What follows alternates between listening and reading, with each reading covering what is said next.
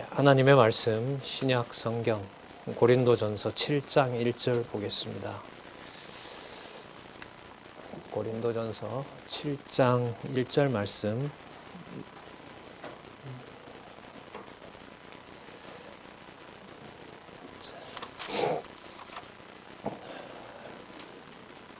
제가 읽겠습니다. 너희의 쓴 말에 대하여는 남자가 여자를 가까이 아니함이 좋으나 음행의 연고로 남자마다 자기 아내를 두고 여자마다 자기 남편을 두라. 남편은 그 아내에게 대한 의무를 다하고 아내도 그 남편에게 그렇게 할지라. 일단 3절까지 읽어드렸습니다. 우리 교재는 성경 강론 16권입니다. 8352쪽에 보시면 고린도전서 7장과 8장의 핵심 주제를 요약해 놓은 부분이 있습니다. 지금 화면에 보시면 우리가 알 수 있죠. 7장과 8장 노란색으로 강조해 놓은 데 보면 단합에 저해되는 문제를 알려주십니다. 알려주시면서 이제 부활 승천하신 바로 그분이 이 교회의 머리 되신다는 사실을 알려줍니다. 이제 기록한 말씀으로부터 시작하는 거죠. 뭐 성경을 펴든 목소리로 듣든 뭐 기계의 음성을 듣든 누가 들려주든 어쨌든 기록한 말씀으로부터 시작한다는 겁니다. 이게 너무 중요한 거죠. 바울이 그 고린도전후서 배경을 아시는 것처럼 쉬운 상황이 전개되는 게 아니거든요. 1년 8개월 가르쳤지만 고린도전서에 지금 보시는 것처럼 진짜 4분 5열 이상으로 교회가 흩어져 있는 상황입니다. 그리고 후서도 아시는 것처럼 이제 바울이 연보 모아 놓으라고 한 걸 바울의 욕심으로 성도들이 오해하는 그런 일들이 벌어진 일이기도 합니다. 어쨌든 기록한 말씀으로 하나님의 교회를 세워가게 하실 때 단합에 저해되는 문제를 알려줍니다. 답은 뭐냐 하면 오늘 본문에 보면 연결어를 미리 말씀드리면 주입니다. 여호와 하나님이십니다. 하나님 혹은 주, 그 다음에 예수 그리스도. 그 사건은 다양한데 고린도전서를 이해해가는 키가 사건이 끝날 때 가면 거기에 하나님 이름이 나옵니다. 그러면 이 모든 사건을 통해서 교회의 단합이 일어나지 말았으면 좋겠지만, 단합이 깨지는 일이 벌어지지 않았으면 좋겠지만 하나님께서는 단합을 저해하는 일들이 일어나게 하십니다. 그 목적이 바로 뭐냐면 성경에 나와 있는 것처럼 하나님께서 건덕의 복음, 건덕이 여기 오이코스라 그랬죠? 집을 세워나가는 하나님의 집은 교회죠. 그 교회를 우리는 이제 교회 범위를 가정교회에서부터 출발을 하죠. 꼭 기억해야 될 사안이고 과거 2000년 교회사, 한국교회사에서 여기가 출발점이었다. 가정에서부터 이 성경을 읽는 일이 미흡했다는 거. 그리고 물론 이유야 전해주는 자가 없어서 그랬다고 하지만 이제는 모든 매체를 하나님께서 가정교회에서 성경을 듣고 전할 수 있는 여건을 100% 이상으로 주셨습니다. 100% 이상이라는 말은 듣고 싶지 않아도 성경이 나오는 그런 시대라는 겁니다. 이보다 더 좋은 요건을 마련해 주신 적은 없는 거죠. 자, 어쨌든 그 말씀을 깨닫게 하심으로 하나님의 교회를 하나님께서 세워가신다. 목적은 하나님 살아계신 증거죠. 우리가 잘 아는 하나님의 전능하심과 하나님의 신실하심과 하나님의 교회 세워나가는 고린도전서 같으면 참 유효한 적용이죠. 주권성입니다. 하나님의 방법대로. 하지만 그렇게 1년 8개월의 1년 6개월의 결과가 이거냐라고 인간적으로 말할 수 있지만, 그래서 헛되게 보이지만 바로 그게 창세전 영원하신 하나님의 작전 가운데 있다는 거죠. 그게 영원성입니다. 그러니까 뭐 할 수 없어요? 마음대로 내칠 수가 없어요. 그게 자비성입니다. 망가진 술라미가 더 호통을 더 강렬하게 얘기하잖아요. 예, 어제 우리 원로의 자식에 대한 말씀으로 이렇게 권면하는 거 여러분 들으셨지만은, 예, 상처받고 부끄럽고 이를 데 없는 술람미가 솔로몬의 사랑을 더 강력하게 요청합니다. 그러니까 사도 바울로서는 자기 임의대로 말을 할 수가 없는 겁니다. 그래서 요즘 더 고린도 전서의 이 사건들이 연결을 하나님에게 맞추면서 더 선명하게 들어오는 것 같습니다. 자, 여러분들도 같은 그런 경험을 하실 수 있기를 바라면서 우리 같이 한번 보도록 하겠습니다. 먼저 7장 1절에서부터 16절까지는 이 혼인 문제입니다. 혼인 문제를 결정하는데 사도 바울로 하여금 어떤 그 지혜를 주시는지, 그 다음에 보시면 그 목적이 어디에 있냐면 상황에 대처하게 하세요. 여러분, 이건 이미 로마서에서 우리가 충분히 짚어본 문제입니다. 그리고 이 상황 대처는 하나만 말씀을 드리면, 이 내용과 관련해서 그리스도가 가신 지 통상 신약자들의, 그리고 우리 성경 개론에 보면 안내하고 있지만은, 예수님이 33년에 통상 가셨다고 하면 지금 20년이 지나고요. 20년 훨씬 더 지나왔습니다. 60년대가 차가니까 로마가 예루살렘에 대해서 모든 경제력을 예루살렘 공략에다 쓰고 있는 상황입니다. 지금 상황이. 그러니까 로마 군대가 어느 날 가서 예루살렘을 이렇게 지배한 게 아닙니다. 수십 년간 이게 안 무너지는 거예요. 왜냐하면 AD 70년에 망하게 되어 있으니까요. 그 상황이 얼마나 처참한지를 이미 그리스도가 어떻게 했죠? 약속하셨죠. 그리고 그때 도망가라고 하시는 상황 대처 방법도 알려주셨죠, 예수께서. 그러니까 이걸 바울이 자기가 만든 게 아니에요. 그리고 예수님도 그때 보면 그게 아이벤 여자나 안식일에 일어나지 않았으면 좋겠다. 거기서 이제 그런 고백과 우리 머리의 한계를 얘기했죠. 하나님의 백성만 빼고 그런 일이 벌어지면 안 되냐. 우리 기준에서는 그게 아니었던 거죠. 그 맥락에서 여러분 이 문제를 보시면 돼요. 그러니까 그리스도가 하신 그 약속을 따라서 사도 바울이 이제는 곧 다가올 예루살렘 멸망과 유대인에 대한 로마 제국의 학살부터 시작해서 그 탄압에 대해서 너무나 결혼 문제가 혼탁해져 있는 고린도 교회에 대해서 이 말씀을 알려주십니다. 그러면 어떻게 갈까요? 단합이 저해되는 문제를 알려주는 겁니다. 무슨 문제를 통해서? 혼인 문제를 통해서. 자, 그러면 우리 먼저 7절까지 아까 부분 읽었는데요. 한번 보도록 그렇게 하겠습니다. 너희가 쓴 말에 대하여 바울에게 편지를 보냈다는 얘기죠. 이 말은 그 편지에 이제 질문에 있었던 거 봅니다. 거기 이제 답이 이렇게 나오는 거죠. 남자가 여자를 가까이 아니함이 좋다. 이 상황을 고려한 얘기인 겁니다. 자, 하지만 그 다음부터 사도 바울은 이게 자기 경우인 거잖아요. 그러니까 하나님께서 자기 경우로 보면 여자를 가까이 하지 않도록 하나님께서 해주신 거잖아요. 그러나 자기 일을 교회의 모든 성도들에게 이러라 저래라 하는 명령의 사례로 줄 수가 없어요. 그래서 여러분 개인적인 간증이 매우 위험한 거예요. 교회에서. 성경 전체를 안다 하더라도 그 성경 전체를 알게 된 어떤 개인적인 경위나 이런 것들을 우리가 참조할 뿐이지 그게 방법론으로 누구에게 강요가 될 수는 없어요. 하지만 우리는 급하게 되면 뭘 찾죠? 구체적인 방법을 요구하거든요. 하나님을 의지하게 하는 것이 아니라. 자, 2절에 보면 얘기가 나오죠. 음행의 연고로 남자마다 자기 아내를 두고 여자마다 자기 남편을 두라. 좋지만은 이런 성향을 줬는데 어떻게 이걸 사도 바울이 하지 말라라고 할 수가 있겠습니까? 3절에 보면 더 구체적인 얘기가 나오죠. 남편은 그 아내에 대한 의무를 다하고 아내도 그 남편에게 그렇게 할지니라. 여러분 아주 은밀한 부부 관계이지만 이걸 어디에다가 지금 연결을 시키고 있어요? 교회 설립하고 연관을 시키고 있어요.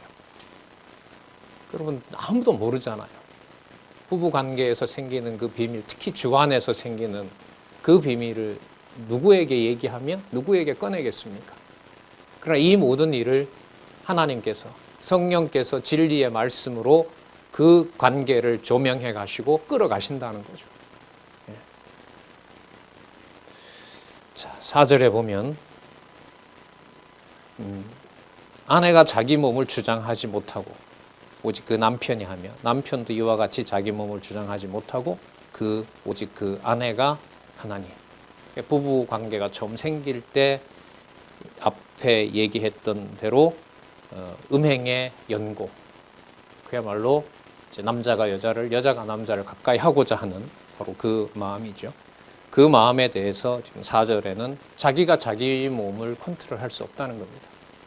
컨트롤할 수 없다는 겁니다. 그러니까 이런 것만 보더라도 이제 두 사람 부부 사이에서도 당신 왜 그거밖에 안 돼라는 말이 이게 성립을 할까요, 안 할까요? 그러니까 말은 하겠죠. 사람이니까 실수로. 하지만 무엇을 염두에 두게 하는 겁니까? 야, 내가 내 마음대로 되냐 그게. 답답한 인간아. 하지만 이게 여러분 감정적인 말을 하라고 바울이 이 말을 해준 게 아니죠. 그러니까 이게 생각을 일단 깊이 할 수밖에 없는 거죠.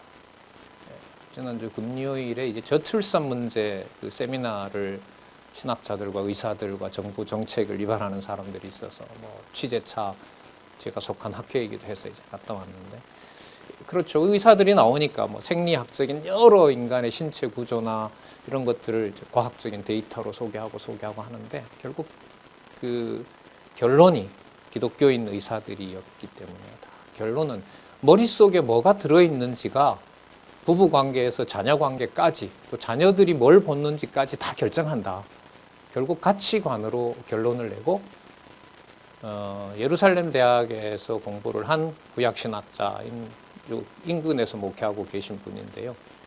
자녀를 뭐 5명, 3명은 입양, 2명은 입양해서 키우는데 결론은 입양한 아이더라도 뭐 2년, 3년, 4살 때 입양을 했다는데요. 자기 가족으로 만드는데 2년이 걸리더라고요. 가족의 식생활 패턴으로만 들어오는데도 보육원에서 자라다 보니까 탐심이 이루 말할 수가 없더라는 거죠. 그래서 가족들과 함께 서로 나눠 먹는 일이 2년 지나서 일어나서 서로 박수를 쳤다고 이렇게 얘기를 하더라고요.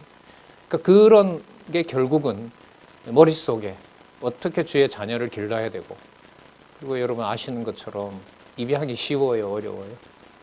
아직 우리 주위에서는 못 봤죠. 우리 교회에서는 못 봤습니다.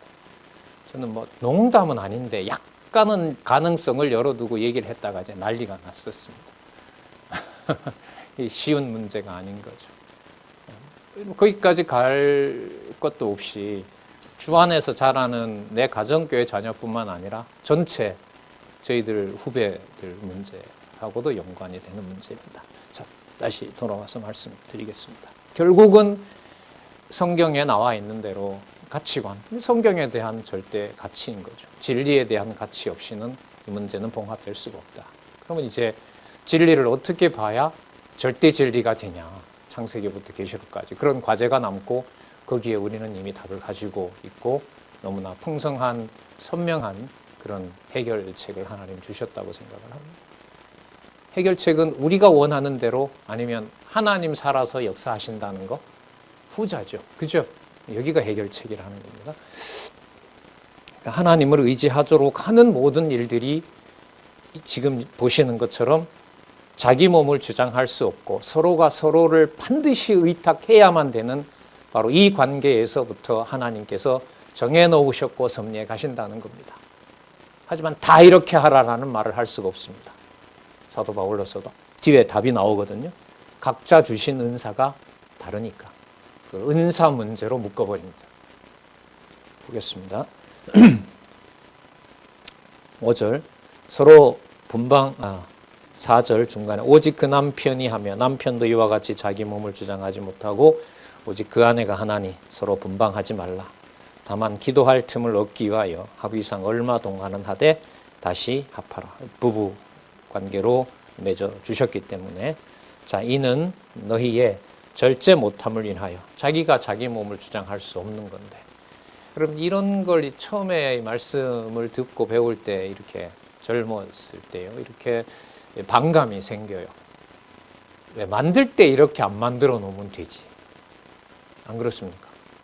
예. 만들 때 이렇게 안 만들어 놓으면 되잖아요. 성도들만. 극히 이기적인 생각인 거죠. 그럼 이제 왜 그렇게 만들어 놓았는지를 이제 성경이 안내하는 대로 치밀하게 따라가는 거죠. 지금이야 이런 문제들을 과학적 지식이 100% 맞는 건 아니지만 왜 예를 들면 절제할 수 없는지에 대한 것들을 의사들의 소견을 들으면 당장 나오죠. 안 됩니다, 그게. 아니면 다른 어떤 방도로 왜곡될 수도 있는 거고요.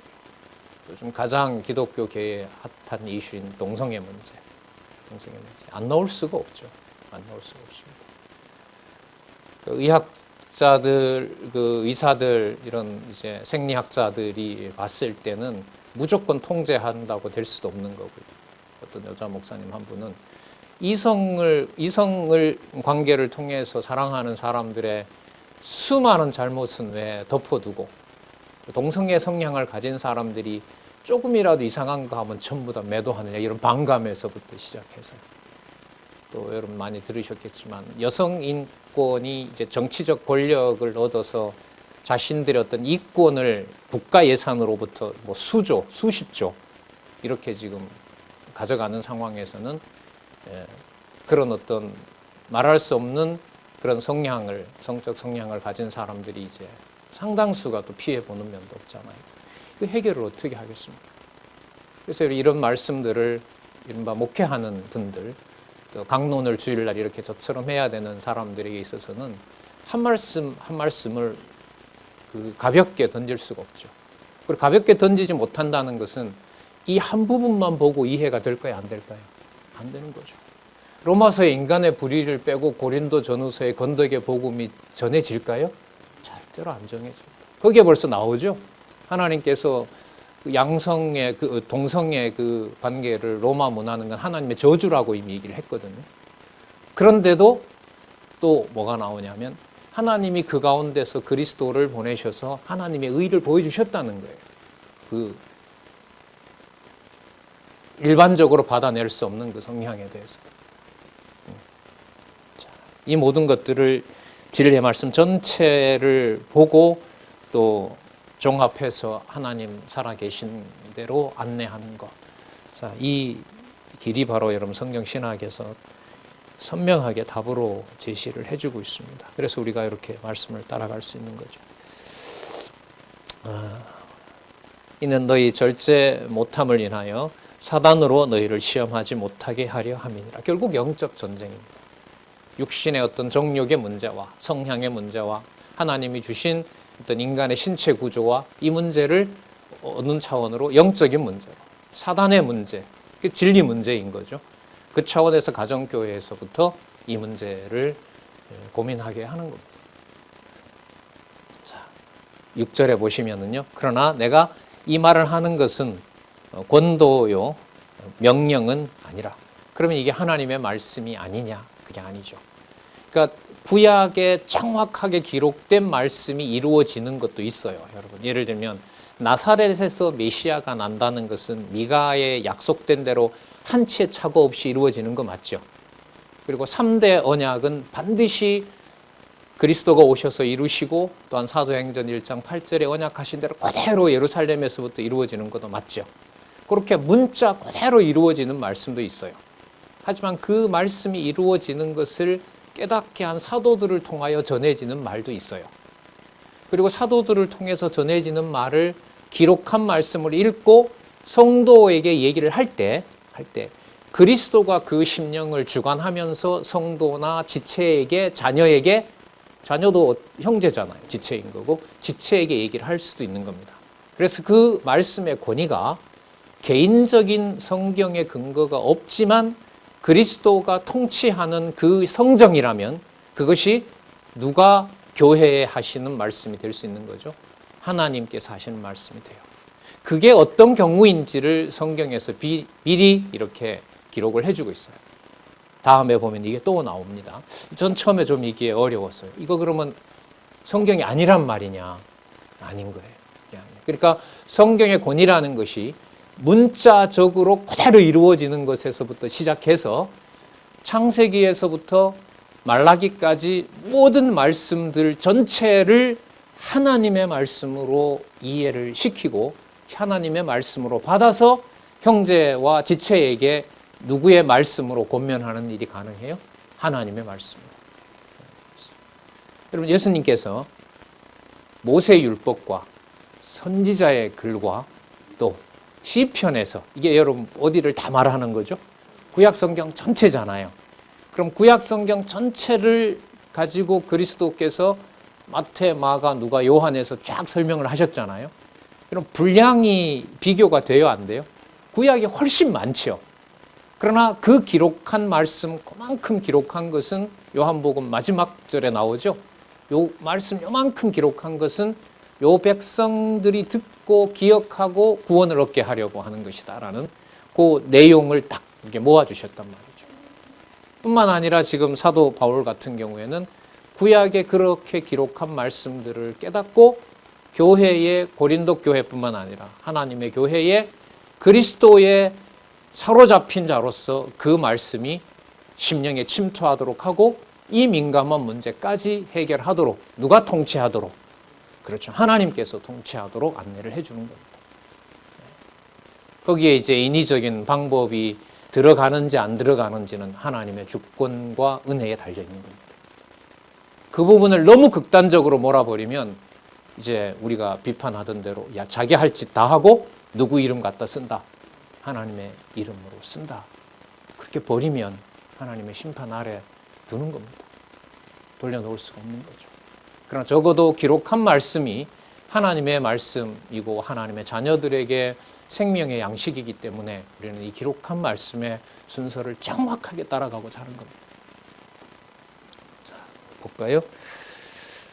권도요 명령은 아니라, 왜냐하면 나는 모든 사람이 나와 같기를 원하노라. 여자를 가까이 하지 않고 자기처럼 오직 하나님에게 모든 것을 맞추고 하루 종일 그렇게 살아가기를 원한다라는 거죠. 자, 여기에 사도 바울의 목적은 자기의 그러한 인간적인 위대함과 그 진리 투쟁의 그 열의, 이걸 얘기를 하려는 걸까요? 하나님의 은사와 하나님의 존재와 머리 대신 주 예수 그리스도에게 성도들을 안내하기 위한 걸까요? 후자이죠. 그러니까 내 경험이 남들이 비교할 수 없는 탁월한 방법론을 가지고 있더라도 그게 주 예수 그리스도에게로 안내하지 않으면 누구 방법이 되죠? 인간의 방법이 돼요. 이게 얼마나 민감한지 모릅니다. 그래서 아까 뭐 간증 얘기도 했지만 조심할 부분인 거죠. 절제해서 자기 경험 얼마든지 얘기할 수 있습니다. 지금 따지고 보면 여러분, 이게 바울이 겪은 경험을 통해서 뭐 하는 거예요? 교회에게 말씀을 전해주는 거거든요. 여기에 이제 성령 감동으로 하나님의 신적 권위가 말씀을 할 때마다 이제 연결이 되는 거죠. 그 증거가 바로 하나님이다. 이렇게 아까 말씀을 드렸습니다. 나와 같기를 원하노라. 그러나 각각 하나님께 받은 자기의 뭐가 있다 그래요? 자, 누구에게 받은?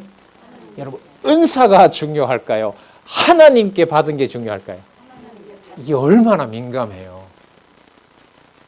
나는 저 사람은 저렇게 좋은 환경에 은사를 줬는데 나는 왜 안 줬지? 여기에는 하나님께 받은 게 강조가 될까요? 내가 받은 은사가 강조가 될까요? 남이 부러운 건 내가 받은 게 되는 겁니다. 그러면 내가의 무게가 가는지 하나님께 받은 게 무게가 가는지는 내가 성경을 많이 보면 알 수 있을까요? 필요 조건입니다. 충분 조건은 될 수 없어요. 누가복음에 보면 80 몇 년 된 과부 나오죠. 그죠? 80 몇 년을 뭐 하도록 기다렸어요? 메시아 태어날 때까지. 그거 전부예요. 너무 매정하지 않습니까?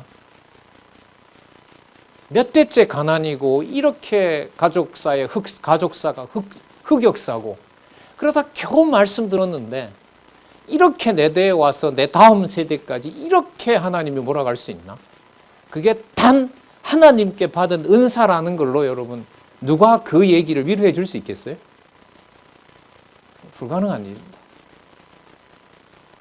혹시 고린도 전후서 그 결혼 구조 얘기를 해드렸죠? 한 달 동안 이 저자가 이 결혼 구조 가지고 고민했다. 94년에 나온 결혼하고요. 2005년에 나온 요 성경 결혼 고린도 전후서 하고요. 94년, 그 다음에 개정판이 2005년에 나오거든요. 그 다음에 여러분, 요 책은 2000 몇 년이죠.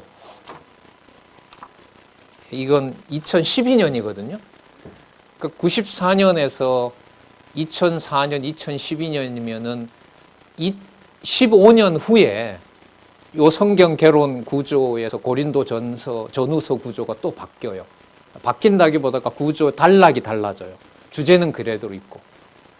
다양한 수십 가지 사건이 나오기 때문에 그걸 하나로 모아서 아까 하나님께 받은 것을 강조할 것이냐, 하나님께 받은 은사, 내가 받은 은사에 초점을 맞출 것이냐, 제가 볼 땐 그 고민이에요.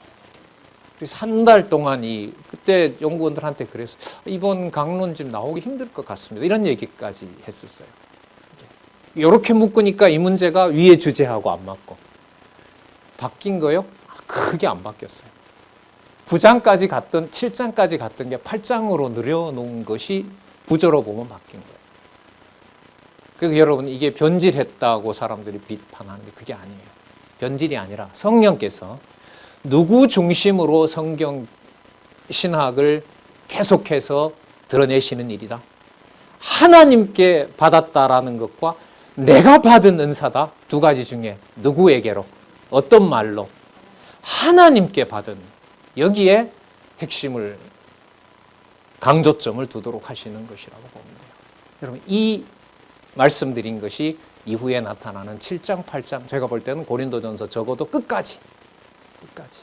그래서 나중에 13장에 가면 최고의 은사는 뭐다? 사랑. 그러면 이때 사랑은요, 내가 받은 사랑일까요? 하나님께서 주신 은사일까요? 이렇게 가는 거예요, 성경이. 그럼 고린도 전후서를 하나의 주제로 묶어서 논리적으로 딱 읽게 해주는 게 진짜 쉽지 않습니다. 그럼 본문 보시면 돼요. 한번 해보세요. 근데 이게 이렇게 편안하게 자신감 있게 더 선명하게 볼 수 있도록 이렇게 해주시는 일은 이거는 너무너무 귀한 일이에요. 자, 보겠습니다.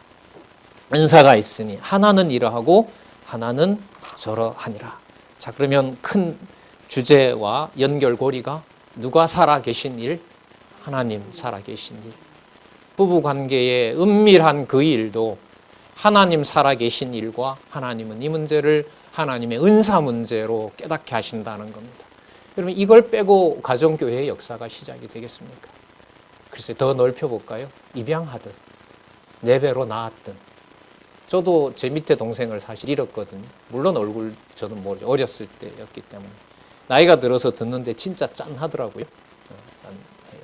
뭐 그런 아픔이야 뭐 저보다 훨씬 많이 겪은 우리 선배들도 많이 계실 겁니다. 그 모든 일들을 하나님께서 주신 은사라는 것과 관련을 짓는다? 이게 어떻게 몇 마디 사람의 주장으로 가능해요?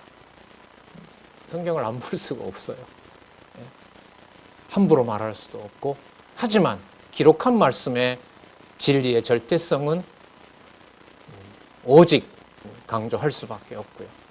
볼게요. 내가 혼인하지 않은 자들과 과부들에게 이르노니, 이제 남편을 잃은 자들, 그와 같이 그냥 지내는 것이 좋으니라. 아까 이건 7장 1절에 본인의 경우와 똑같죠. 그러면 여러분, 바울도 자기 경우로 강조를 하면 자기가 받은 은사 쪽으로 가겠죠. 그런데 지금 여기 보면 누구 이름으로 강조를 옮겨요? 그렇죠. 이렇게 보시면 돼요. 아주 민감합니다. 가정교회에 일어난 부부 관계에서부터 일어나서 민감한 가정사항에서 하나님에게 주어로 가느냐, 아니면 사람들에게 책임을 묻는 방식으로 가느냐, 이거는 진짜 천국과 지옥의 차이로 갑니다. 여러분, 이걸 진리의 말씀이 안내해 주고 있다는 거죠.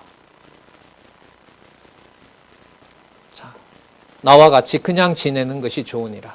9절, 만일 절제할 수 없거든 혼인하라. 아까도 이미 열어놨죠. 정욕이 불같이 타는 것보다 혼인하는 것이 나으니라. 의사나 일반 은총적인 과학기술이 뭐 발달했다고 하니까요. 뭐 자신의 어떤 신체적인 문제는 얼마든지 가서 얘기를 할 수 있겠죠. 그 다음에 뭘 생각할까요? 아, 하나님이 왜 나에겐 이런 처지를 줬을까? 고민도 하고 말씀 듣고 하나님께서 주신 은사. 그리고 여기 마지막에는요. 이게 나중에 예루살렘 멸망하고 가잖아요. 예수님께서도 예루살렘 멸망과 관련 지을 때 이 세상을 염려하셨어요. 이 땅에 남겨둔 또 태어날 가정교회를 비롯한 하나님의 교회의 성도들을 염두에 두셨어요. 후자이죠. 예, 그걸 사도 바울도 그대로 따라가는 겁니다. 그러면 나의 어떤 신체적 결함이나 그게 어떤 정상적인 가정생활이나 혹여 부부생활을 불가능하게 하더라도 그 문제를 하나님께서 주신 무슨 문제로? 은사 문제. 여러분 아까 83년 기다린 과부가 은사입니까? 그럼 그걸 나와서 은사라고 말할 분이 있겠습니까? 그래서 저는 성경신학의 주권성을 배울 때 너무 매혹하고 찬혹한 거예요. 어떤 장면에서는. 그래서 이걸 이제 좀 같이 얘기하고 싶어서 이 서울에 와서 우리 선생님들하고 꺼내니까 이제 왜 꼭 그런 구절만 꺼내느냐. 그런 구절이 아니라 참 풀어나가기 힘들어서 그럽니다. 이게 이해 없이 성경의 연결성이 안 되기 때문에 그렇습니다. 다행스럽게도 어쨌든 2014년에 계시록까지 다 나와 있는 거죠. 다 연결이 되면서 그 속에서 보게 하는 거예요. 어려운 문제지만 여러분 하나님께서 주신 은사로 가면 성경이 여러분 어디서부터 어디까지 벌써 연결이 돼요? 아담에게 준 복이 아브라함에게 초점이 갑니까? 하나님이 주신 언약에 초점이 갑니까? 그러면 요한계시록 마지막 절에 하나님의 말씀을 건들지 말라고 하는 언약도 우리가 귀하기 때문입니까? 하나님의 정하신 뜻이 확정되었다는 걸 알리기 위한 거겠습니까? 그럼 하나님 은사라는 말만 이해해도 어디서부터 어디까지 창세기부터 계시록까지를 가지고 가정교회와 내 개인적인 문제와 남편이 부인이 남편에게 말할 수 없는 문제까지도 은사 문제로 갈 수 있다는 것이 어쨌든요 논리적으로 성경신학은 확정을 짓고 있어요. 과연 그런 것이냐 아니냐는 이제 여러분들과 같이 확인해 가야 되는 거겠죠. 너무나 분명할 겁니다. 여러분 고린도 전후서만 가지고 진리의 말씀을 확정할 수 있다. 이거 아니잖아요. 그죠? 네. 우리가 말하는 올라가는 문제. 하나님께서 주신 은사 문제. 하나님 살아계신 증명을 누구 방법대로 하시는 거? 하나님 방법대로 하신다는 거. 이건 상상을 못합니다. 할 수가 없습니다. 계속 볼게요. 만일 절차할 수 없거든 혼인하라. 정욕이 불같이 타는 것보다 혼인하는 것이 나으니라. 성향상 혼자 사시긴 힘들 것 같습니다. 얼마든지 의사들의 그런 얘기가 나올 수도 있겠죠. 특히 여러분 내 문제가 아니라 자녀 문제들의 그런 어떤 성적인 결함이나 이런 걸 듣게 되었다. 부모로서 진짜 얼마나 힘들겠습니까? 9절, 10절 볼까요? 혼인하는 자들에게 내가 명하노니, 자, 혼인에 대한 것은 여러분 성경에 분명히 나와 있고 그리스도께서도 말씀하신 부분입니다. 바울의 얘기가 아니라 마태복음에 나와 있는, 마태복음 19장이나 마가복음 10장에 가면 나와 있는 거죠. 혼인한 자들에게 내가 명하노니, 명하는 자가 내가 아니요 그것은 주시니라. 이건 기록한 말씀 그대로라고 보시면 됩니다. 여자는 남편에게서 갈리지 말고 만일 갈릴지라도 그냥 지내든지 다시 그 남편과 화합하라. 다른 데 가지 말고 그 사람과 화합을 하십시오. 뭘 염두에 두는 걸까요? 하나님께서 주신 은사, 가정이라고 하는 그 은사를 사도 바울은 부정할 수가 없는 겁니다. 두 사람의 경우에 어떤지는 알 수 없지만 가정으로 하나님이 주신 그것은 그리스도께서도 헤어지지 말라고 하시는 그 말씀을 주는 겁니다. 하지만 뒤에 가면 믿지 않는 자가 갈리게 하면 갈리라. 또 둘이 믿는다 하더라도 어떤 저런 경우로 갈리면 갈리게 하라. 하지만 단서를 붙입니다. 부르실 때는 화평을 위해서 불렀다. 화평 이러면 여러분 샬롬이잖아요. 예루살렘이잖아요. 그 화평과 관련해서 보면 전 지구로 보면 누구와 누구의 화평이죠? 이방인과 누구의? 유대인의 하나로 만드는 사건입니다. 그럼 그 사건이 어디에서부터 출발한다는 거예요? 가정에서부터 출발한다는 거예요. 여러분들과 저의 가정교회가 예루살렘과 이방을 하나로 만드시고자 하는 하나님의 작품이다. 그거는 성경에 복음으로 연결을 해서 이해를 하지 않으면 글쎄 내 문제도 풀어가기 바쁜데 무슨 이스라엘 복음까지, 그건 그냥 선교사들이 알아서 할 일이고, 저렇게 강의하는 사람이나 그냥 잘 전해주면 번역하는 사람들이나 해서 될 문제고. 그러면 여러분 결과적으로 보면 누가 손해일까요? 내가 손해이죠. 그걸 단지 지식으로 아느냐, 개인적인 내 문제를 하나님 살아계신 증거로 양식이 되도록 인도해 주시느냐, 이런 걸 고민했을 때 여러분 우리는 성경신학에서 성경의 논리적 일관성과 모든 개념들이 누구에게 맞춰진다? 하나님에게 맞춰진다는 것은 보통 사건이 아니죠. 자, 계속 볼게요. 여자는 남편에게서 갈리지 말고 만일 갈릴지라도 그냥 지내든지, 그냥 지내라고 얘기를 합니다. 다시 그 남편과 화합하든지 하라. 이게 여러분 지금 이 주석에서는 로마 제국의 침략이 임박한 것을, 그리고 로마 제국의 여러분 침략은 예수님께서도 뭐 하신 거죠? 약속해 주신 거죠. 그리고 구약에도 이미 다니엘서부터 시작해서 소선지서에 지금 이제 말라기 지난 시간에 끝났죠. 선지서에 무엇을 약속하고 있어요? 대환란이 올 것을 약속하고 있죠. 그 상황에서 가정에서 생기는 문제를 통하여 하나님의 교회를 하나님이 어떻게 세우시는지, 건덕 하나님께서 교회를 세우시는 그 복음이 얼마나 위력이 있는지를 알려주고 이렇게 안내를 해주고 있는 겁니다. 자, 남자도 아내를 버리지 말라. 자, 이렇게 얘기를 합니다. 이게 다 주 안에서 하는 얘기고요. 아까 하나님께서 주신 은사 문제로 좁혀진 문제입니다. 일반화되는 얘기가 아닌 거예요, 이거는. 자, 성도들에게 직접 해결이 되는 문제입니다. 연관이 되고요. 자, 그 다음에 12절에서부터 16절, 믿거나 믿지 않는 부부의 각각 취할 자세를 권면합니다. 또 치밀하게 얘기를 하죠. 그럼 둘 다 주 안에서 그렇게 되면 참 좋겠는데, 두 사람 중에 믿지 아니하는 자, 유대인으로 보면 되게 민감하죠. 그리고 디모데 같은 경우에 어머니는 유대인이죠. 아버지는 아니에요. 조모가 유대인이에요. 그런 경우를 바울은 고린도 전서를 쓸 때 이미 디모데가 동행을 하는 제자이기 때문에 너무나 잘 알고 있죠. 함부로 말할 수가 없는 거죠. 우리 경우이기도 하고요. 일상적으로 알 수 있는. 그 남은 사람들에게 내가 말하노니 이는 주의 명령이 아니라 라고 얘기를 합니다. 그러나 아까 말씀드린 대로 하나님께서 주신 은사라는 측면에서는 그런 말씀이 없다고 해서 고린도 교회에 자기 얘기를 바울이 막 함부로 한다, 이렇게 보시면 안 되는 거예요. 그건 살았고 운동력 있는 신적 권위를 가지고 계신 하나님의 말씀으로 감동된 말씀이라는 거 다시 한번 말씀을 드립니다. 자, 주의 명령은 아니지만 하나님께서 영광된 몸으로 부르신 하나님의 은사가 바로 거기에 임하기 때문에 만일 어떤 형제에게 믿지 아니하는 아내가 있어 남편과 함께 살기를 좋아하거든 저를 버리지 말며, 어떤 여자에게 믿지 아니하는 남편이 있어 아내와 함께 살기를 좋아하거든 그 남편을 버리지 말라. 믿지 아니하는 남편이 아내로 인하여 여기 나오죠. 뭐 하게 되고? 거룩하게 되고, 그 성도가 되는 비밀이 있을 수 있다는 거죠. 여러분, 결혼해서 허니문을 보낸 그 다음날 바로 믿지 않던 자가 믿으면 제일 좋겠죠.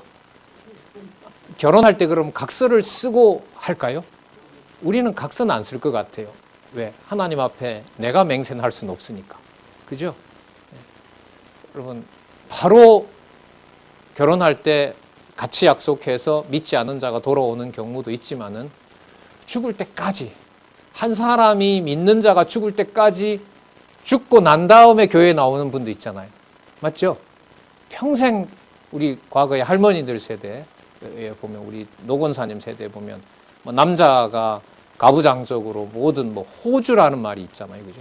가족의 주인, 남자, 가부장, 이런 게 법적으로 그렇게 만들어 놨잖아요. 그런 세대들 보면 저희도 시골에서 만나요.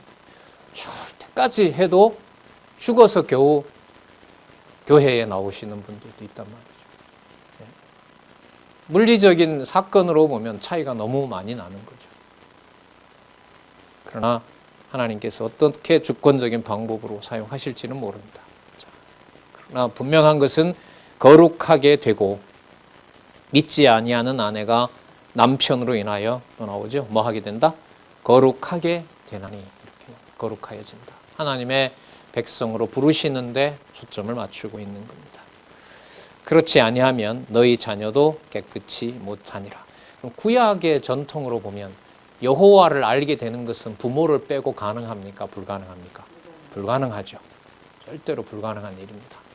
자, 그러나 여러분 신약 시대에는 그 다음에 읽고 말씀을 드릴게요. 그렇지 아니하면 만약에 거룩하여지는 데 목적이 있지 아니하다면 이런 말입니다. 너희 자녀도 깨끗이 못하니라.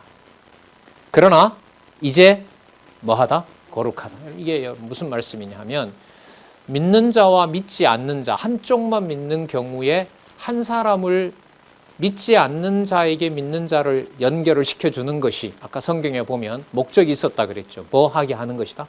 거룩하게 하려는 데 목적이 있었다는 거죠. 그럼 그 거룩하게 하는 그 두 사람의 관계를 통해서 자녀가 뭐 하게 되는 겁니까? 거룩하게 되는 겁니다. 여러분 이게 육적인 관계만 말합니까? 육적 관계를 넘어서는 문제입니까? 이런 측면에서 저는 만약에 어떤 학술적인 논의를 한다면 입양의 근거가 있다. 아까 그 목사님 얘기대로 4살에 데려왔는데 6살 꽉 차갈 때 비로소 자기가 먹었던 음식을 옆에 있는 형제에게 입양했으니까 어쨌든 형제잖아요. 먹으라고 이렇게 밀더래요. 2년 후에. 밥상이 차려지면 무조건 내 거 이렇게 확보했는데 그래서 박수를 쳤다고 그렇게 얘기하더라고요. 예.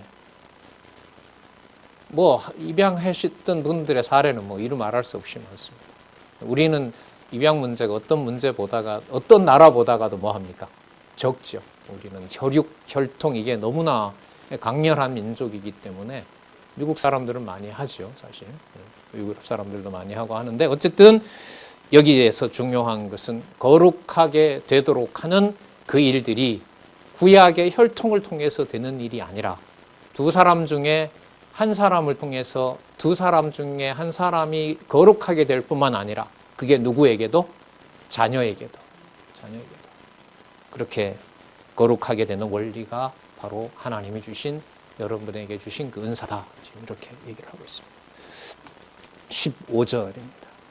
자, 그러나 혹 믿지 아니하는 자가 뭐하게 하면? 갈리게 하면. 여러분 성경 전체로 봤을 때 이 역사적 배경을 좀 말씀드리면 이 고난은 여자보다가는 주로 누구한테 있을까요? 남자인 거죠. 여러분 가부장 제도를 법으로 만든 나라가 로마입니다. 로마 제국은 이 당시에 법으로 보면 시집간 딸을 뺏어다가 아버지가 다른 사람에게 줄 수 있습니다. 그게 가부장적 권위입니다. 우리 패밀리라는 말 아시죠? 패밀리가 가족이잖아요. 그 패밀리아라는 말이 로마어입니다. 그 패밀리아라는 다음에 아버지가 주이다. 패밀리아 파트리 이렇게 될 겁니다. 그게 가부장적 권위입니다. 그러니까 패밀리는 누가 주도한다? 아버지가 주도한다. 이런 겁니다. 그러니까 이게 로마의 복음이 전해졌을 때 로마인들에게 로마 교인들에게 다가온 혼돈은 아마 굉장히 충격은 컸을 거라고 봅니다. 자, 거기에 답을 선명하게 얘기를 하죠. 하나님의 백성으로 거룩하게 하는 일. 어떻게 보면 뭐 딸이 믿지 않는 자에게 혹은 아들이 믿지 않는 할 때 한마디는 해줄 필요가 있겠죠. 거룩하게 된 자녀로 알고 있지만 거룩을 잃어버릴 수도 있는 거고요. 잃어버렸다가 나중에 후회하고 다시 백성 될 수도 있는 거고요. 아니면 빠른 시간 내에 두 사람 다 진리의 말씀을 들을 수도 있는 거고요.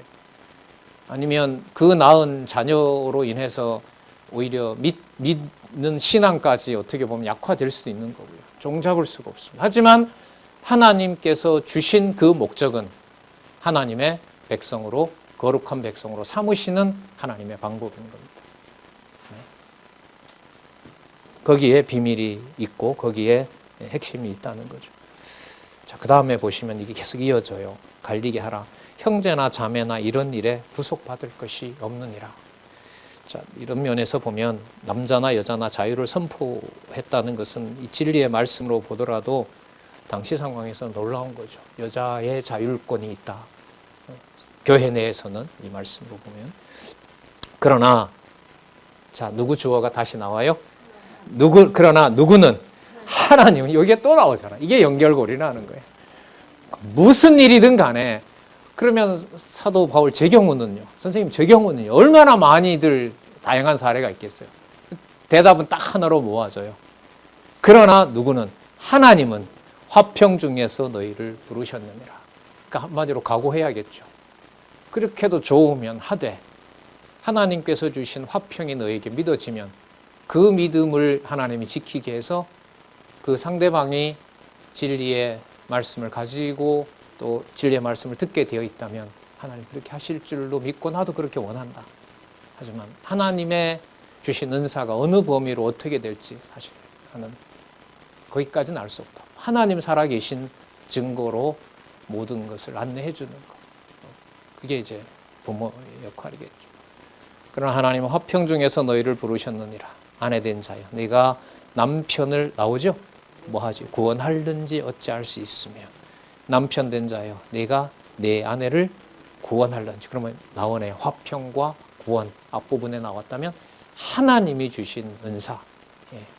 이 문제로 단합이 저해되는 문제. 이때 문제는 눈에 보이는 문제지만 근본적인 이 문제에 대한 해결책은 결국은 누가 주신 은사를 통해서 하나님의 교회를 세워가게 하신다?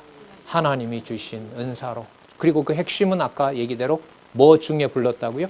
화평 중에. 샬롬이죠? 화평 중에 불렀다고 하는 이 말씀으로 믿은 자가 그리스도처럼 희생과 봉사를 감내하면서 자기가 원하지 않는 방향으로 가더라도 그 가정을 하나님 살아계신 것으로 증명하고 살 수 있다면 참 안타까운 경우도 있겠지만 너무나 귀하고 감사한 상황이겠죠. 예, 좀 이런저런 문제들을 엮어서 우리 진도를 많이 나가지는 못했는데요. 이 내용 파악보다가 이 연결을 조심스럽게 하나님의 살아계신 증거로 읽어가는 것이 저는 좀 중요하다고 생각해서 이렇게 상세하게 살펴봤습니다. 17절부터 다음 시간에 다시 또 생각해 보고요. 여러분들도 한번 정독해 주셨으면 좋겠습니다. 기도하겠습니다. 하나님 아버지 감사합니다. 권위 있는 하나님의 말씀 앞에 다시 우리의 모든 생각과 모든 판단들을 내려놓게 됩니다. 하나님 저희들을 이끌어 주시옵소서. 하나님의 교회를 하나님의 거룩한 부부관계와 또 자녀들을 통해서 가정교회를 통해서 하나님 시작하게 하여 주셨사오니 이 진리의 말씀이 그 토대가 될 수 있도록 하나님 보호하여 주시고 또한 양육시켜 주시옵소서. 예수님의 이름으로 기도드렸습니다. 아멘.